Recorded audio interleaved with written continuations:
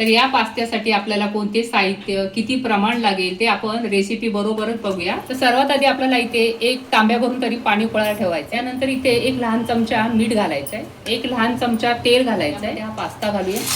आता इथे बघा पास्त्याचा रंग बदललेला आहे, त्याचं पाणी काढून टाकायचं आहे। ते एक मोठा चमचा आपल्याला तेल घालायचं आहे, एक लहान चमचा आपल्याला बटर घालायचं आहे, एक लहान कांदा असा मोठा मोठा करून कापून त्यामध्ये टाकायचं आहे, 2-3 लसूणच्या पाकळ्या जाडसर कापून टाकायचे, थोडंसं आलं आणि एक हिरवी मिरची। तर इथे मोठा मोठा मी टोमॅटो असा कापून टाकलेला आहे। इथे शिमला मिरची घेतलेली आहे, काश्मीरी मिरची पावडर 1 चमचा घालायचे।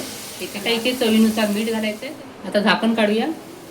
यामध्ये मी पाव चमचा ओरेगोनो घालत आहे, पाव चमचा चिली फ्लेक्स, अगदी चिमूटभर काली मिरची पावडर, एक मोठा चमचा टोमॅटो सॉस घालत आहे, लहान चमचा मोयोनीज घालत आहे। पास्त्यावर एक पॅकेट आलेलं ते मी यामध्ये घालत आहे। हा शिजवलेला पास्ता घालूया।